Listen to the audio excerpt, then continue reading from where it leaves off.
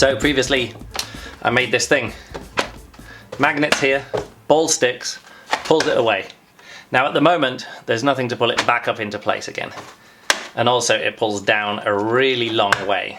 So that's it. It pretty much only needs to make a gap of like 1 centimeter there, and that's enough to go bunk like that. So there's a way that I can stop it going down too far, which is to put some blocking thing along here, so across here, so as it pushes down it only goes out that far, or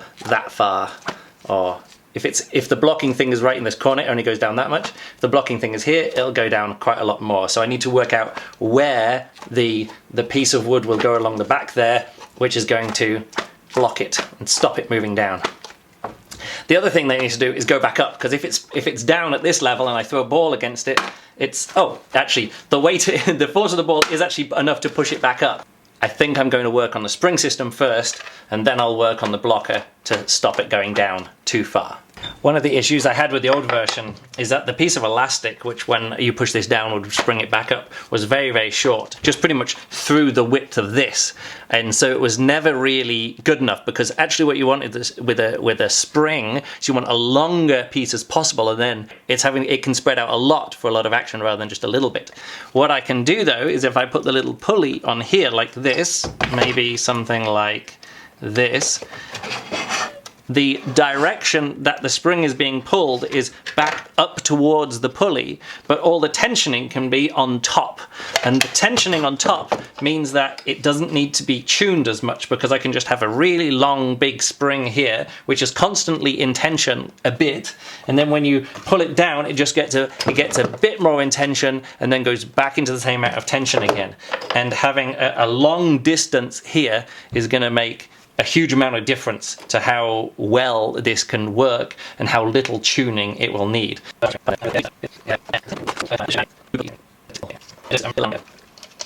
Okay, my first test of what this should work like. Let's widen up a bit here.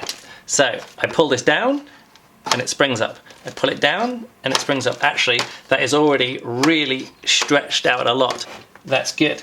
So now instead of it being at full tension all the time, it's at like this half tension all the time. And if I pull it like that, oh, I've just discovered something. Maybe I don't need something to stop it going down there. I realize that knot is in the right place, that when it does that, it hits this thing here and just stops it going down too far. So maybe I don't need a mechanical stopper. Maybe this elastic thing can work as the elastic to pull it back up, and as the stopper to stop it going down too far. This might have just solved two problems in one by accident. Oh, I just hit myself in the face. I don't even think it needs 5 centimeters. I think it'd even be less. That's still enough for it to drop off. So maybe I can move it closer.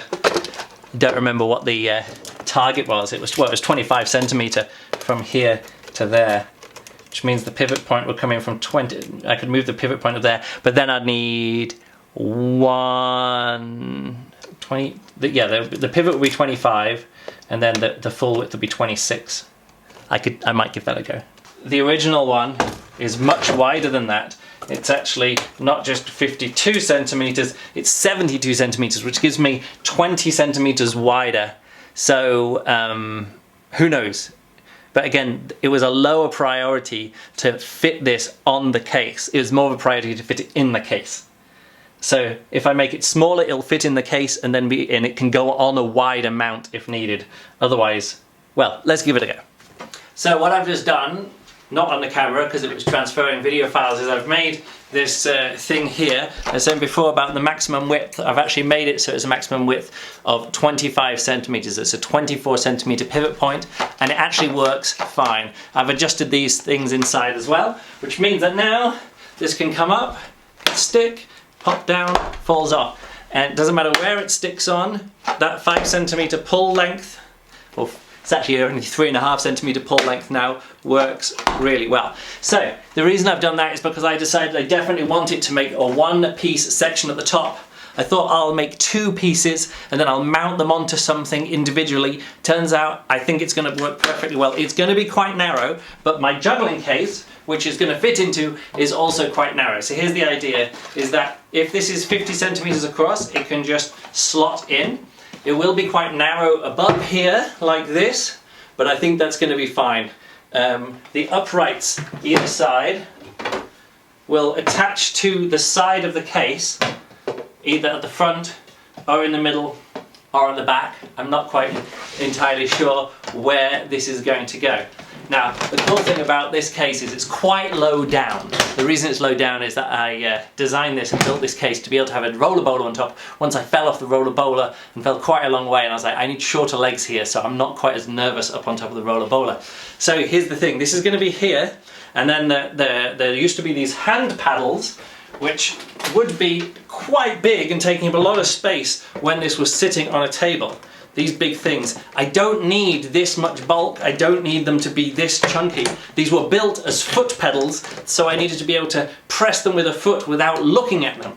I don't need to do that with the hands, so the idea being the uprights can come in a bit, and then I can just have a switch or a pulley or something that I press down, and it doesn't need to be pivoting down at this point here.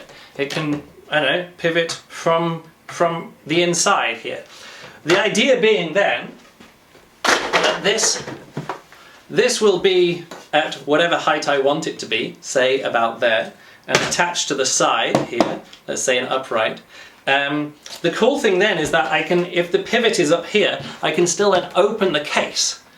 And I think I was talking about like what would another fun end of the routine be. I think it might be really fun to juggle and then lift this up, and these will still stick here, and then I can press that down and they fall into the case.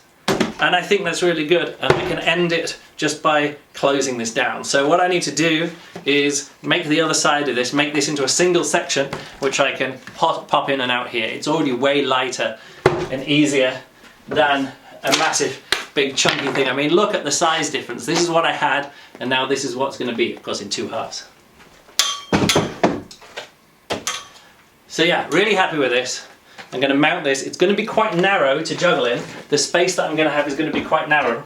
It's only going to be like 54 centimeters across for me to juggle in. But I think that's going to be quite a nice framing, and it's going to be kind of like a tall thing rather than a big wide thing that's sitting in front of me. This is going to be like human height.